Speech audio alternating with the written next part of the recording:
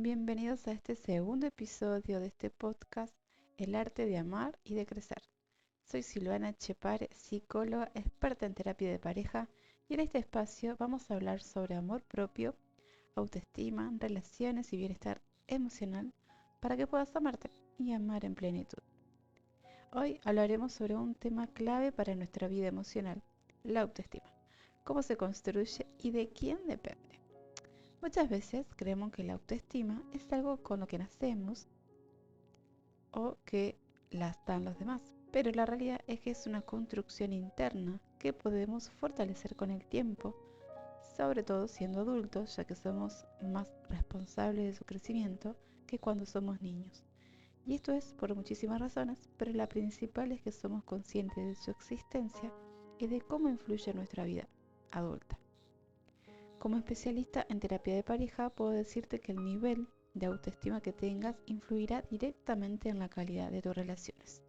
La forma en que te valoras a ti mismo determina la manera en que permites que los demás te traten, te valoren o que te quieran, por lo que tu pareja reflejará el autoestima que vos tengas. Como ya dije en el episodio anterior, la autoestima es la percepción que tenemos de nosotros mismos. Es el valor que nos damos y la confianza que tenemos en nuestras propias capacidades, habilidades, etc. Se construye a lo largo de la vida y está directamente influenciada por múltiples factores. Y entre ellos están, por ejemplo, la experiencia infantil, la experiencia de la infancia, el entorno familiar juega un papel importantísimo en la formación de nuestra autoestima. La manera en que nos validaron, que nos corrigieron o que nos alentaron deja siempre una huella profunda de manera consciente. Y esto lo podemos observar en nuestros recuerdos que tengamos sobre todo de diferentes experiencias de la infancia y de la adolescencia. Y la manera inconsciente que tenemos de cómo estas experiencias influyen en nuestra autoestima la podemos observar en aquellos patrones conductuales involuntarios, aquellas creencias arraigadas sobre los otros y sobre cómo nos desempeñamos en las diferentes actividades o tareas que tengamos en la vida adulta. Las relaciones interpersonales es otro factor importante. Desde la escuela hasta la vida adulta, las interacciones con los demás pueden ya sea reforzar o debilitar nuestra autoconfianza, la manera en cómo resolvemos los conflictos con los demás o cómo nos predisponemos a los desafíos escolares, laborales, deportivos, por ejemplo, y de la interpretación que hacemos nosotros de esas diferentes experiencias. Por ejemplo, no es lo mismo desarrollarse y crecer en un ambiente cálido, amable, respetuoso, que en un ambiente en donde está la crítica, el maltrato, la denigración, el hostigamiento, la discriminación. Son diferentes contextos muy diferentes entre sí, puede haber grises, pero se los menciono para que ustedes puedan ver la diferencia y cómo seguramente ambos dan mensaje distinto en el desarrollo emocional y cognitivo de las personas. Otro factor importante es el autoconocimiento y el diálogo interno, cómo nos hablamos a nosotros mismos. Muchas veces somos nuestros peores críticos y necesitamos aprender a ser más amables con los demás y con nosotros mismos. Y esto es importante resaltar, que cuando uno es crítico con uno mismo, también lo es con los demás, porque empezamos a construir expectativas muy elevadas sobre lo que uno debe cumplir, lo que uno debe hacer, lo que el otro debe hacer y cumplir. Entonces se va formando como una escalera sin fin de exigencias que no tienen sentido más que destruirnos. Por eso es muy importante conocerse, saber qué es lo que nos gusta, qué es lo que queremos, en dónde no somos tan habilidosos, porque de esta manera uno puede resolver cada una de esas instancias, ya sea de habilidades por resolver y reforzar, como también reconocer las cosas buenas que podemos lograr para poder sentirnos bien con alguna parte de nosotros mismos.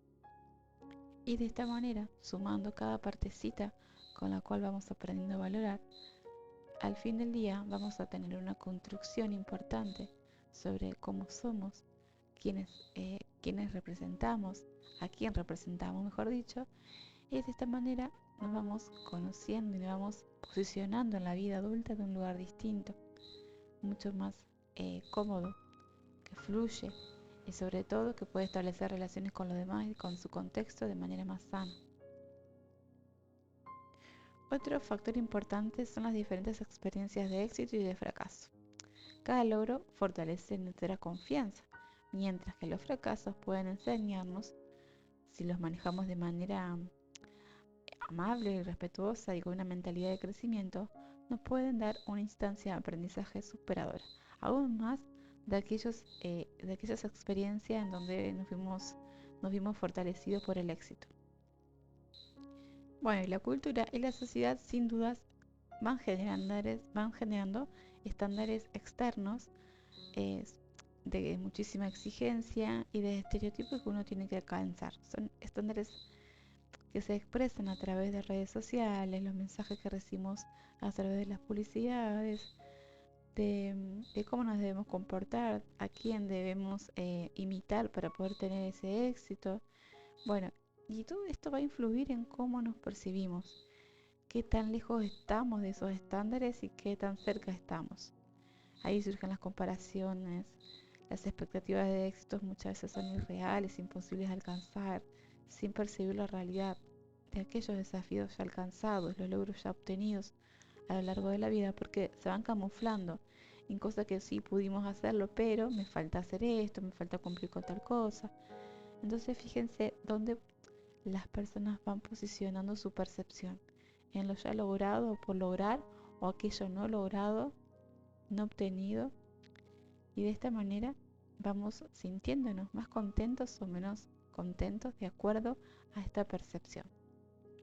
Recordá que cuando una persona tiene una baja autoestima, y esto es importante remarcarlo, suele experimentar una variedad de emociones negativas que afectan directamente su bienestar y sus relaciones interpersonales.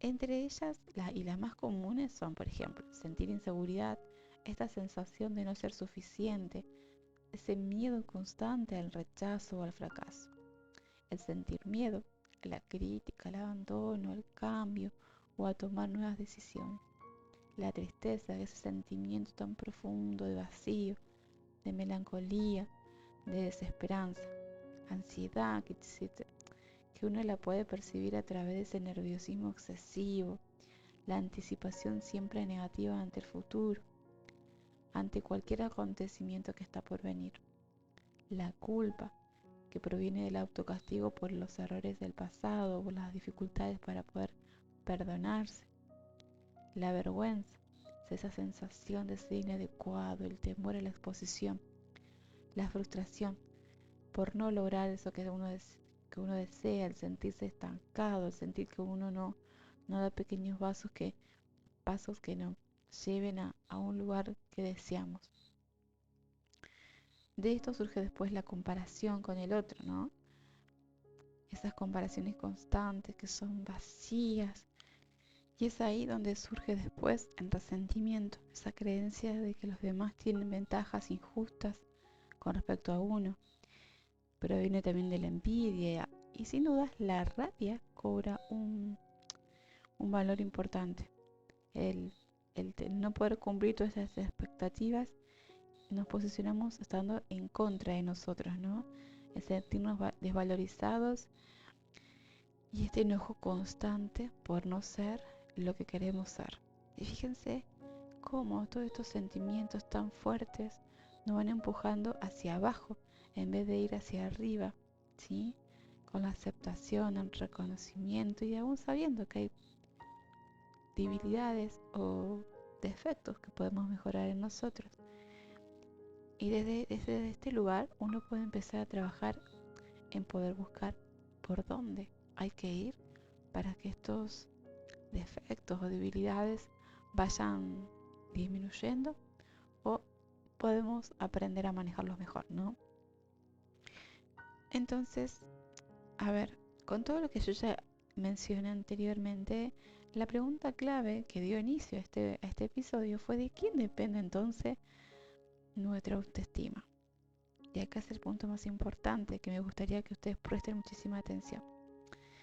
Si decimos que la autoestima depende en última instancia de cada uno de nosotros, que si bien nuestras experiencias y el entorno pueden influir en nuestra responsabilidad poder trabajar para reforzarla. Nadie puede darnos esa autoestima, pero sí podemos aprender a construirla de manera consciente. Si ya sabemos cuáles son los factores que influyen en su formación y ya sabemos cuáles son las consecuencias, que fueron estos sentimientos oscuros que son los generados por esa percepción negativa de nosotros mismos. Entonces, sabiendo todo esto, es importante que podamos reflexionar en qué lugar nos posicionamos en la vida. Entonces, si ya sabemos qué lugar obtenemos o qué lugar elegimos a diario, si es el positivo, obviamente, este podcast te va a ayudar un montón a valorar todo el proceso que haces a diario. Y si es desde un lugar negativo, bueno, está bueno tomar conciencia de esto para empezar a cambiar practicando, ponernos en un lugar distinto, mucho más amable, compasivo, amoroso con nosotros mismos. Y te voy a dar algunas estrategias que son fundamentales si quieres cambiar este posicionamiento que tenés ante vos mismo y ante la vida. Una de ellas puede ser identificar y cambiar el diálogo interno. Esa vocecita que es muy crítica, es muy mala y hasta te diría peleadora con uno mismo, que proviene de esos pensamientos y creencias que tenemos arraigadas, ¿sí? Quizás desde la infancia, desde la adolescencia y que aún siguen vigentes en nosotros y que nunca evaluamos si son creencias reales, creencias en cuanto a reales, digo, ¿no? Porque muchas veces uno tiene percepción de uno mismo y nunca la evaluamos. Nunca nos pusimos a pensar si esos pensamientos son ajustados a nuestras capacidades, a lo que somos capaces de hacer, o quizás son exagerados o son magnificados. Y bueno, por eso está bueno saber desde dónde nos paramos para poder ponernos a reflexionar sobre estas creencias, ¿no? Y este diálogo interno que tenemos muy a menudo. Practicar el autocuidado es otra de las estrategias que es fácil de hacer. Te diría aún más fácil que evaluar el diálogo interno. Tiene que ver con tener un buen descanso, una buena alimentación, hacer hábitos deportivos, eso influye un montón. Y priorizar el bienestar. No tener conductas adictivas, evitar relacionarse con personas que quizás no nos aportan bienestar. Tener autocuidado de vernos al espejo todos los días y saber que estamos haciendo las cosas bien, ¿sí? Reconocer nuestros logros y aprender de los errores es otro de las estrategias muy importante y esto va a disminuir un montón la autocrítica, los castigos que a veces nos hacemos a nosotros mismos, que son priorizarnos de, de experiencias buenas o nada, nos ponemos en peligro, en zona de peligro, digo yo, cuando nos relacionamos o tenemos estas conductas a veces adictivas porque nos sentimos mal. Entonces, por ahí también podemos empezar a trabajar. Establecer límites sanos en nuestras relaciones es algo obvio, pero es recontra difícil, que tiene que ver con la asertividad, ¿sí? Buscar a veces una ayuda profesional nos va a permitir poner estos límites y también sentirnos bien y fortalecer nuestra autoestima. Practicar la gratitud y la amabilidad es algo que desde la psicología positiva y hace mucho hincapié, que puede llegar a ser aún más fácil de todas las estrategias antes mencionadas, porque podemos empezar con la gratitud de los demás y la amabilidad y después hacia nosotros mismos. Y acá el punto importante es la asertividad, ¿no? Que puede estar, digamos, que puede englobar todas estas estrategias, poniendo límites sanos en las relaciones, aprender a decir no, a poder manifestar nuestros deseos y necesidades, a pedir ayuda cuando la necesitamos. Eso es importante, porque dejamos de ponernos en un lugar del yo puedo solo, yo puedo sola, y también discriminar al otro, ¿no? El otro no me va a aportar nada, no me va a ayudar. Entonces nos vamos aislando y nos encerramos más en nosotros mismos y caemos más en este agujero negro con todas estas creencias, con estos sentimientos que en cuanto más estamos encerrados en nosotros mismos, más va a costar poder salir de ahí. Entonces, con todo lo que yo antes mencioné, podemos resumir en que la autoestima no es algo que se tiene o no se tiene, no es algo con que uno nace, no es algo que se compra ni se regala, sino que se construye y se fortalece con el tiempo y depende exclusivamente de nosotros y de cómo percibimos nuestra realidad. ¿Sí? Por eso la importancia de que podamos trabajar en nuestro amor propio para tener mejores relaciones o mucho más sanas y vivir con más confianza. Si eres suficiente tal cual sos y no necesitas la validación de los demás, entonces claramente tenemos que empezar a reconocer tu propio valor. ¿Sí? Por eso la importancia, si es necesario escuchar varias veces este episodio para poder entender de dónde nace la autoestima, qué es lo que genera y quién es el responsable de la misma.